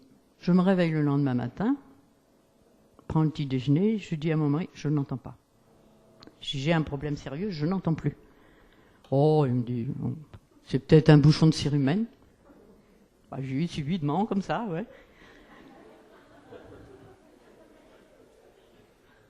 Mais il me dit, peut-être quand même, il faut peut-être prendre ça au sérieux. Il me dit, je vais téléphoner en urgence à un ORL. Bah, lui serait peut-être plus sage, hein, parce qu'on ne sait pas. On va chez l'ORL, qui me prend tout de suite. Elle me regarde bien les oreilles, elle me dit, non, non, il n'y a pas de bouchon de cérumen. Elle me fait un audio test. Prends ma tension. 19, je ne sais plus combien. Pardon. Oh, il dit, vous avez fait une poussée de tension. Voilà. C'est l'hôpital, hein, tout de suite en urgence. Bon, bah, je lui dis non, hein. Sûrement pas. Je lui dis, pas aller à l'hôpital comme ça. Je vois d'abord mon cardiologue. J'avais rendez-vous le lendemain. Je dis, je vais toujours aller voir mon cardiologue, on verra bien. Voir mon cardiologue donc le lendemain. La tension n'avait pas bougé, malgré mon traitement. Je me dis, ça commence à être sérieux. Il me dit, il faut rentrer en urgence à l'hôpital. Il ne faut pas rester comme ça. Il faut vous mettre sous cortisone. Parce que sinon, vous allez devenir sourde. Non, ils ont été bien gentils, les frères là-bas, hein, à faire leur musique forte, mais voilà le résultat. Et effectivement, je passe mon audiotest, je n'entendais plus du tout de l'oreille gauche, et j'avais perdu 20% à l'oreille droite. Donc, j'ai été hospitalisé 8 jours, sous cortisone. Et au bout du 6e ou 7e jour, je repasse un audio-test. Le résultat était toujours pareil. La docteur me dit, de toute façon, madame, on ne peut plus rien pour vous. Vous avez été 8 jours sous cortisone. Il n'y a pas un seul traitement, il n'y a pas d'opération, il n'y a rien qui puisse vous soulager. Vous allez être obligé de vivre comme ça, avec ça, ou vous appareillez. Je me trouvais un peu jeune pour mettre un appareil. Et alors, curieusement, il y avait sa petite fille qui se trouvait là, parce que sa maîtresse avait une réunion, comme ils sont souvent, pédagogique. Et cette petite dit, mais si toi tu peux pas, maman, Dieu peut la guérir. Ah bon. Alors moi je suis partie avec ça dans ma chambre. J'ai pris ça comme une parole qui a été donnée par cette petite pour m'avertir que Dieu allait me guérir. Effectivement, j'ai retrouvé pratiquement, au dernier examen que j'ai fait, pratiquement tout ici, à gauche, hein, j'entends, à droite, bien. Mais alors j'ai un autre problème quand même, c'est que je fais de l'acouphène. On en parlait avec Jean-Pierre, il en fait aussi, c'est ce que c'est très douloureux, très désagréable. Des jours où on ne sait pas où se mettre. Malgré un petit cachet que je prends, qui n'avance pas à grand-chose à mon avis, mais enfin bon, bref. Eh ben, je compte sur le Seigneur, hein, puisqu'il m'a dit qu'il allait me guérir, je pense qu'il va me guérir de l'acouphène. Bon, ça sera peut-être dans quelques mois, je n'en sais rien, mais j'ai mis ma confiance en Dieu pour cela, comme pour le reste. Il m'a guéri déjà plusieurs fois, je dis, Seigneur, pas de raison que tu ne me guérisses pas de ça. Tu ne vas pas me laisser comme ça. C'est pas vrai. Alors voilà. Je rends gloire à Dieu et grâce à Dieu que je suis encore là ce soir pour vous raconter tout ça, parce que j'ai oublié de vous dire, c'est que à une période, quand donc on est parti, j'ai failli me suicider 2 fois.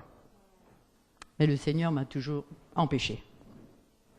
Il avait un plan pour moi que j'ignorais, parce que je me suis converti après. Parce que quand on est parti, je n'étais pas converti, je me suis converti après. Et j'ai compris pourquoi que je ne me suis pas foutu un soir sous un train et un autre soir dans une rivière. Le Seigneur m'a empêché. Je rends gloire à Dieu. Eh bien, que le Seigneur soit béni pour sa bénédiction. Moi, je connais ce témoignage depuis déjà pas mal d'années et je rends grâce à Dieu qui me la garde. Et c'est une force dans ma vie aussi et on est une force l'un pour l'autre. Que Dieu nous bénisse. Allez, à t'asseoir. Merci.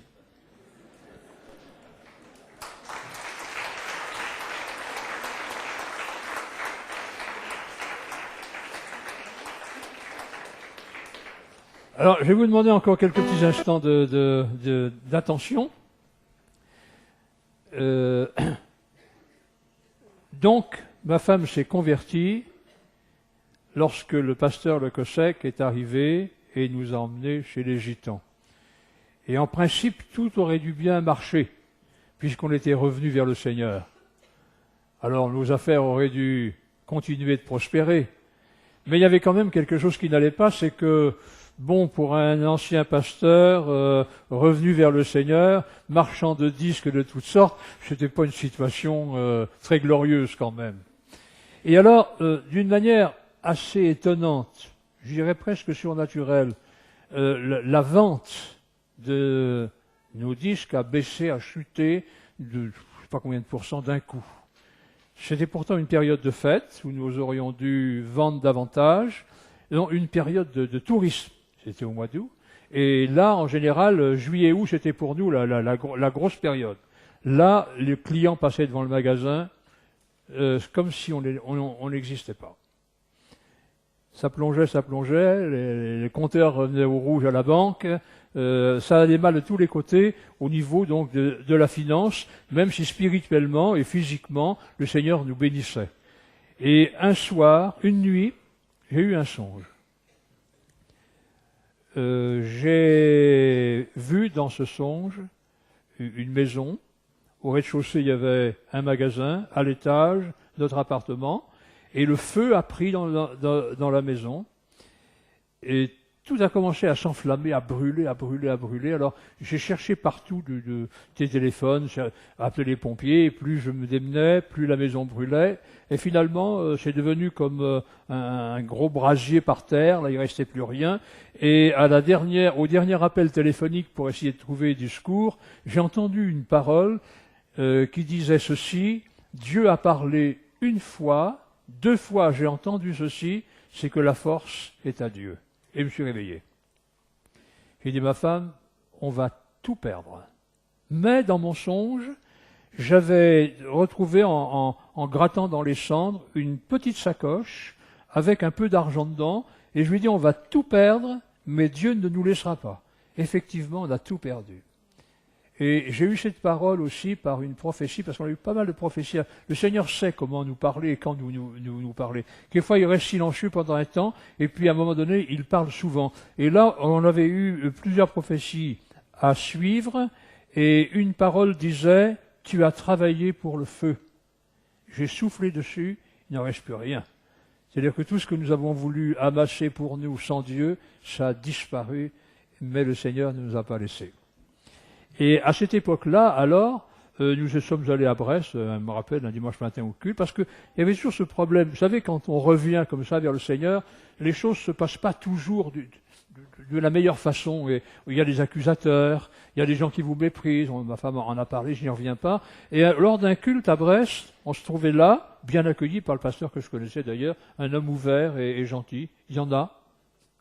Il y a des pasteurs ouverts, gentils, miséricordieux, gloire au Seigneur. Hein. Il y en a plus qu'on ne pense. Et cet homme nous a accueillis, nous étions là au culte le dimanche matin, et derrière nous, il y avait un jeune homme qui me connaissait parce qu'il était enfant quand j'étais pasteur dans son église à Brest, et ce jeune homme avait eu, là, la nuit, un songe. Il avait vu dans son songe 2 feuilles entièrement blanches. Et il se trouvait derrière nous au culte, et pendant le culte, il a eu cette même vision. En nous regardant, il a vu 2 feuilles entièrement blanches. Et il nous l'a dit. Ça a été un encouragement extraordinaire. Dieu nous avait blanchis, purifiés, lavé de nos péchés. Une autre fois, à Angers, aussi un autre pasteur que je connaissais, on est allé au culte, et à la fin du culte, la sœur nous a dit, écoutez, Dieu vous a pardonné, vraiment Dieu vous a pardonné. Les hommes n'oublient pas, ne pardonnent difficilement, mais Dieu vous a pardonné. Une foule de témoignages et de paroles comme ça qui nous ont été données. Et en partant donc, ma femme vous a expliqué un peu comment on est parti de Vannes, nous sommes arrivés à Rennes, et là, au bout d'un certain temps, on ne pouvait plus aller dans cette église où on refusait de baptiser mon épouse, et il n'y avait pas tellement d'églises à Rennes où on pouvait aller d'ailleurs. Vous savez, je sais pas, peut-être que si on vole, si on fait un casse de banque, si on tue quelqu'un, son père ou sa mère, c'est peut-être des péchés qu'on peut pardonner, mais le problème du divorce et du remariage, c'est impardonnable. C'est le péché impardonnable. Et je tiens quand même à vous signaler ceci, c'est que je n'ai pas le temps d'entrer dans le fond du sujet ce soir. Dieu n'aime pas la répudiation ni le divorce, c'est sûr. On le sait. Ce n'est pas dans la pensée de Dieu. Mais le péché, quel qu'il soit, est pardonnable, parce qu'il n'y a aucun péché que Dieu ne pardonne pas, sauf le blasphème contre le Saint-Esprit, mais ça, c'est encore une autre histoire, et il faudrait bien l'interpréter. Nous avons appris ceci, c'est que pour revenir dans une situation normale dans une église, pour un couple comme le nôtre, c'est presque pas possible, à part quelques communautés qui nous reçoivent. Et je voudrais vous parler maintenant rapidement, non pas seulement du pardon, mais de la restauration. Je crois que Dieu rétablit les gens qui sont tombés. Il les restaure. Il les remet à leur place. Il leur redonne ses dons. Il leur redonne. Il fait revivre ses dons en eux, parce qu'ils sont toujours là. Hein. Il fait revivre le ministère qu'il leur a donné.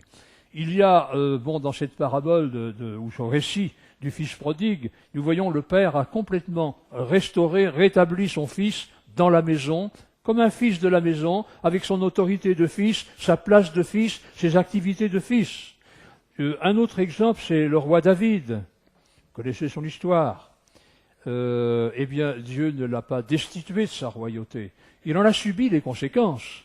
On subit les conséquences souvent longtemps de nos fautes et de nos chutes et de nos péchés, mais Dieu lui a gardé sa confiance pour continuer de gérer son œuvre et de conduire son peuple.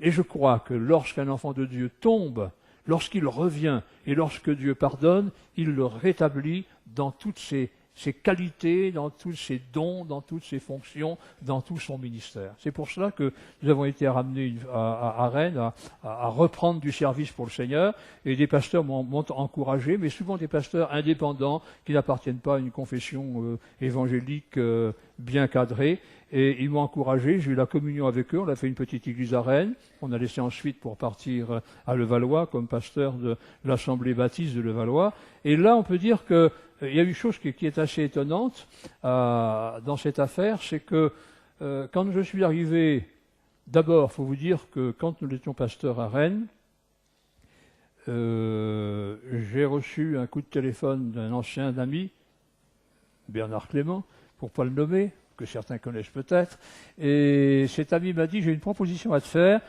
tu es assis? J'ai dit oui, je suis assis à mon bureau, on te propose d'être le pasteur, si on te proposait d'être le pasteur de l'église de Levallois, est-ce que tu acceptes? Sur le coup, ça m'a paru bizarre. Et j'ai appris par la suite que cette église cherchait un pasteur, n'en trouvait pas d'ailleurs, et ils auraient voulu un jeune pasteur, et à l'époque, j'avais déjà, c'était en 98, donc faites le calcul, j'avais déjà presque 70 ans, quoi. Hein. Bon. Et finalement, on a accepté ce poste de pasteur, et quelque temps avant, j'avais eu cette parole de l'Évangile, je te relève de la poussière ou du fumier, et je te ferai asseoir avec les grands. Alors, ma femme vous a dit que Dieu avait de l'humour. Et la première, l'église de Levallois, à la Réunion parisienne, est une église de la Fédération baptiste. En devenant pasteur de cette église, je suis devenu pasteur de la Fédération baptiste, inscrit dans l'annuaire de la Fédération baptiste, une fédération bien reconnue en France, inscrit aussi dans l'annuaire de la Fédération protestante, c'est pas donné à tout le monde. Mon nom est à côté de ceux qui auraient voulu peut-être ne plus jamais voir, mais enfin, ça c'est pas grave.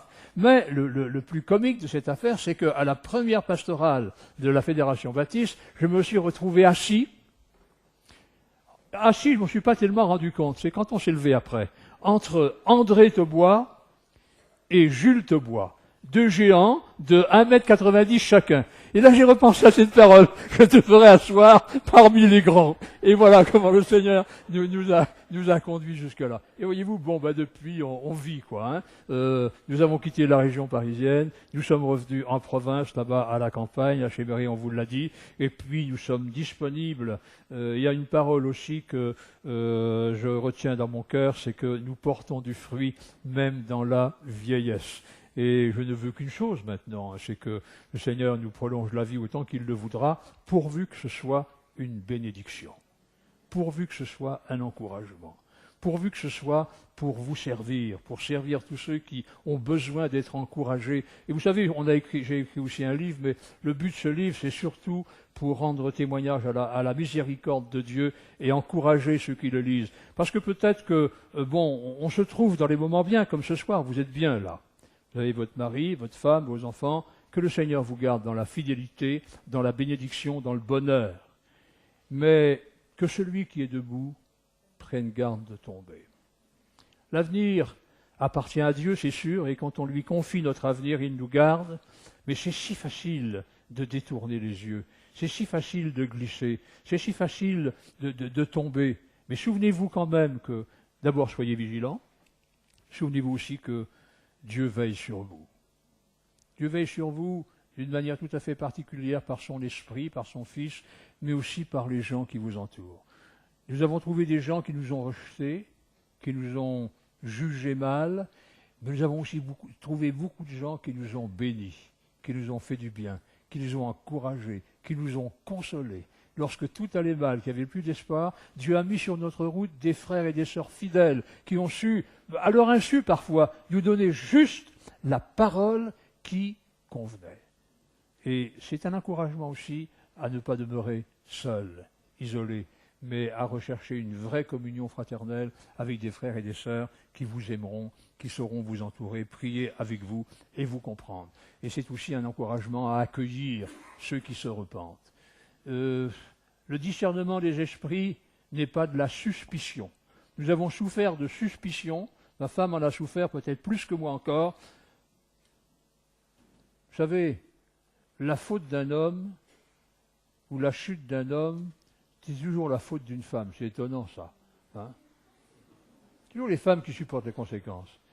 Quand il y a eu la femme adultère amenée au Seigneur, l'homme ne l'a pas trouvée, mais la femme en a su la trouver. Et ma femme a supporté plus de suspicion que moi, mais ne soyez pas soupçonneux. Soyez vigilants, soyez attentifs, mais ne soyez pas soupçonneux, soyez charitables, soyez miséricordieux, soyez bons, soyez accueillants pour des gens comme nous. Et nous vous remercions. Et je remercie particulièrement Jean-Pierre et Yvonne, qui connaissent notre témoignage pris sur lui sur Internet, de nous avoir invités à cette retraite pascale pour nous faire du bien, parce que si on vous fait du bien, vous nous faites aussi du bien. Nous aimons être avec vous, nous aimons être avec des frères et des sœurs qui nous accueillent et dont nous sentons l'affection et le respect et l'amour. Que Dieu vous bénisse.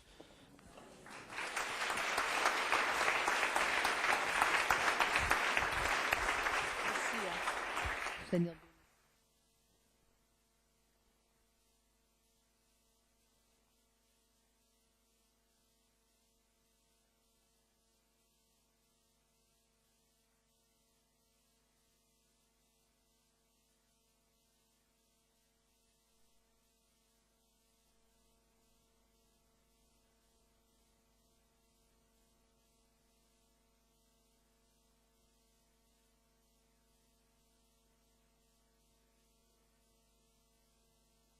Et il nous parlait de la réalité. Vous savez, dans notre contexte pentecôtiste, charismatique, c'est les rapports de victoire qui comptent. Tout est beau, tout est merveilleux, tout est fantastique. Alléluia ici, gloire à Dieu là, et c'est la surenchère souvent. Et on fait abstraction de beaucoup de souffrances qu'il y a souvent derrière les coulisses, même dans les milieux des pasteurs. Et je te remercie beaucoup, Léopold et Yvonne, que vous nous avez expliqué honnêtement ce qui s'est passé. Et je pense que cette honnêteté, eh bien, elle doit revenir de nouveau dans le contexte de nos églises. Ça ne veut pas dire que maintenant on va glorifier le négativisme, qu'on va essayer de creuser absolument pour trouver du mauvais, des choses qui font mal, mais il faut admettre que la vie avec le Seigneur, elle est fantastique, elle est merveilleuse, mais elle n'est pas toujours facile. Et il y a des moments, il y a des instants qui sont sombres, qui sont durs. Et là, vous découvrez aussi, vous avez aussi découvert peut-être des choses, surtout aussi les jeunes, que vous ne pensiez pas que c'était possible. Léopold, il a eu un avantage que je rêverais d'avoir eu ou d'avoir encore. Il a travaillé, vous vous rendez compte, avec le grand apôtre, on peut l'appeler apôtre Scott, l'homme qui est un des pionniers de référence en France, avec des signes, des prodiges, des miracles, des guérisons, des choses fantastiques. Il a vécu encore tout un temps de cette visitation de Dieu sur ce pays. Il a saisi, il a vu la main de Dieu, il a vu le surnaturel, et pourtant un jour, eh bien, il est arrivé à une situation où il ne voulait même plus entendre de Dieu, il ne voulait même plus y penser. Vous vous rendez compte? Vous vous rendez compte que c'est possible? Et c'est là, ce soir, j'aimerais nous inciter, premièrement déjà, mes frères et sœurs, priez pour vos responsables, priez pour moi aussi. Je suis aussi un homme comme tout le monde, et j'ai besoin de vos prières. Et chaque ancien a besoin de vos prières. Et chacun qui est quelque part en responsabilité a besoin des prières du peuple de Dieu. Les pasteurs, même les plus haut placés, ils ont besoin réellement de la grâce de Dieu. Ce n'est pas parce que quelque part le Seigneur nous a appelés, que le Seigneur a mis sa main sur nous, que nous sommes infaillibles. Loin de là. Et j'aimerais que vous preniez au sérieux cela. Mais j'aimerais aussi que vous preniez au sérieux ce soir l'interpellation qui est venue. Ce qui s'est passé dans la vie de Léopold, ce n'est pas venu du jour au lendemain. C'est venu gentiment. Et j'aimerais vous dire, mes frères et sœurs, prenons garde à ce que le monde ne puisse pas s'infiltrer par la porte de derrière. Par n'importe quelle porte. Lui, c'était la porte d'abord professionnelle, ensuite sentimentale, etc. Et le monde aujourd'hui, eh bien, il est là. Et ça me fait trembler quand j'entends des gens, même parmi nous, qui disent « Oh, moi je mets la priorité à la famille. Je mets la priorité à mon travail. Je mets la priorité à ceci, à cela. » Non, mes frères et sœurs. C'est pas ça les priorités. Parce que si vous mettez la priorité sur votre famille, sur votre profession et sur n'importe quoi, sauf sur le Seigneur, vous direz « Ah, le Seigneur, il est là. Mais il y a une priorité, le royaume de Dieu. En premier. Toujours et pour tout. Et il n'y a pas d'exception. Et ça, c'est une des expériences que maintenant nous avons pu apprendre ce soir aussi. Parce que ce que nous avons reçu de Dieu, c'est une grâce. Je t'ai compris à 100% ce moment. On peut dire à un moment donné, je ne veux même plus entendre parler. J'ai eu une période très courte dans ma vie, après la rentrée de l'école biblique, où je cherchais la voie avec Dieu pour son service. Et là, il y a quelque chose qui s'est brisé en moi. Et je ne pouvais plus croire. J'avais plus aucune capacité de croire. On me parlait, ça me passait par-dessus comme de l'eau sur les plumes du canard. Je n'arrivais plus à croire. Vous entendez, mes frères et sœurs, on croit aujourd'hui, on pense que nous dominons tout cela. Ah, je décide d'accepter Jésus-Christ dans mon cœur, je décide de croire, je décide de ceci et de cela. Détrompez-vous. La foi est un don de Dieu.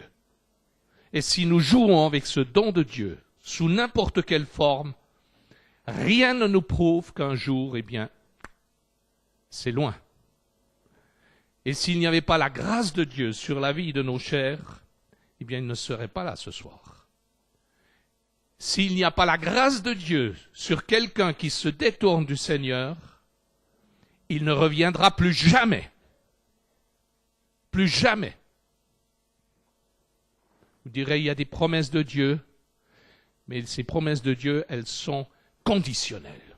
On ne va pas entrer en détail ce soir, mais j'ai vu des situations toutes proches dans notre famille, où il y a la grand-maman qui priait pour ses enfants qui étaient partis, et elle est morte, ils ne sont plus revenus. Et les derniers sont en train de mourir sans revenir. Mes frères et sœurs, il n'y a aucune garantie que vous pouvez jouer, que vous puissiez jouer avec la grâce de Dieu. C'est pour ça, aussi pour les jeunes, ne vous dites pas, ah, il est parti, il a fait à sa tête, il a fait quelque chose qui lui a plu, il a eu toute une période de sa vie, il en a joué, et puis il est revenu, quoi. Eh bien, c'est un miracle. Vous êtes des miraculés. Ils disent oui. Et c'est comme Yvonne me dit, mais ce retour s'est fait avec beaucoup de souffrance. Et beaucoup de souffrance aussi en relation avec une situation dans le peuple de Dieu. Et je suis peiné, je suis désolé que le peuple de Dieu doit se révéler sous cette face-là, souvent, aussi les pasteurs, dureté de cœur, intransigeance, insensibilité. Et si jamais personne vous a demandé pardon, je vous demande pardon au nom des pasteurs qui vous ont blessé, qui vous ont pas compris, qui n'ont pas compris que le Seigneur vous avait donné un retour, qui vous a donné la grâce de revenir. C'est une chose, oui, Yvonne.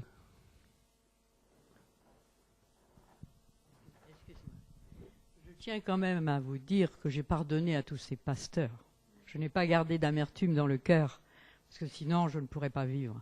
Je leur ai pardonné. Ils étaient en droit de me refuser de me baptiser. Ils étaient en droit de nous refuser dans leur église. Je les comprends parfaitement, mais je leur ai pardonné. Merci. Mais en attendant, c'est vrai, donc, il y a une problématique. C'est quand on veut être pur avec la parole de Dieu, eh bien, il faut aussi faire attention pour qu'on ne devienne pas dur en utilisant la parole de Dieu. Pur et dur. Pur, oui, mais pas dur. Sensible, attentif aux réalités, à la souffrance. Et c'est ce que je demande à nous tous, mes chers frères et sœurs. Nous avons une ligne dans cette œuvre. Nous avons une direction dans cette œuvre, mais apprenons à être miséricordieux. Miséricordieux, sensible, et que le Seigneur puisse nous donner cette transformation dans notre cœur qui va aussi en direction de la sanctification. Et je suis très heureux que vous soyez parmi nous, parce que c'est vrai, pour parler de sanctification, saint, l'auréole, eh bien, on pense que c'est des gens qui n'ont jamais eu un problème dans leur vie, qui ont toujours été purs, droits, sans problème. C'est ceux-là qui pourront nous parler de sanctification. Ben, je dis non. Ici, nous avons pu recevoir, et nous recevrons encore votre témoignage, ton témoignage, Léopold, dimanche, sur ce que tu as nous apporté au niveau de l'implication professionnelle. Hein. Donc, ne manquez pas non plus ce que nous avons dimanche avec le titre, donc, carrière pour moi ou pour lui. Et il aura quelque chose à nous dire encore. Et c'est pour cela, donc, j'ai senti qu'il fallait faire appel à eux. Parce que ils peuvent nous parler sur la sanctification, pas parce qu'ils n'ont jamais chuté, mais parce qu'ils ont chuté et ils se sont relevés avec la grâce de Dieu.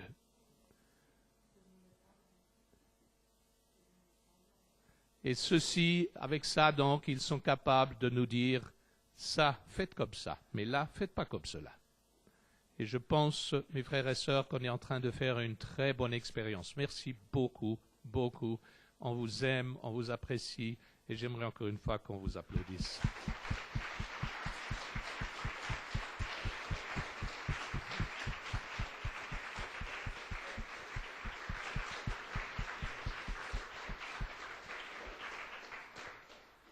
Une journée bien remplie est derrière nous. Il y en a une autre qui nous attend demain. J'inviterai tout le monde à revenir, jeunes et vieux. Demain, c'est dans la prolongation de cette thématique saint dans un monde malsain. Et cette fois-ci, nous allons mettre les pieds sur un territoire miné, où tout le monde est concerné aujourd'hui. C'est le territoire de la médiatique, de la communication. Et je suis heureux de pouvoir saluer la présence maintenant parmi nous de Nicolas et Sandrine Tiarapika. Est-ce que vous pouvez peut-être quand même vous lever?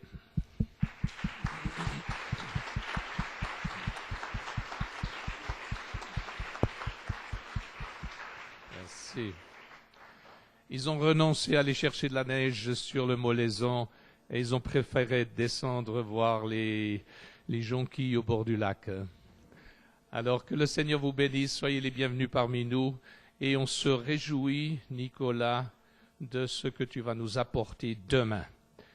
Il va nous parler de ce défi, parce que c'est un défi de vivre saintement dans ce monde dans lequel nous vivons actuellement. Et il va nous parler sur les médias, ces moyens de communication, ces vecteurs de communication qui sont Internet, qui sont la télévision, etc. C'est un homme du terrain. C'est un homme qui pourra nous dire, voilà ce qu'on peut faire, voilà avec ces outils, voilà ce qu'on peut faire. 800 millions de spectateurs potentiels, si vous mettez sur le net, comme nous, on est là ce soir. 800 millions, potentiellement 800 millions de personnes peuvent nous écouter là. Vous vous rendez compte? Ce défi.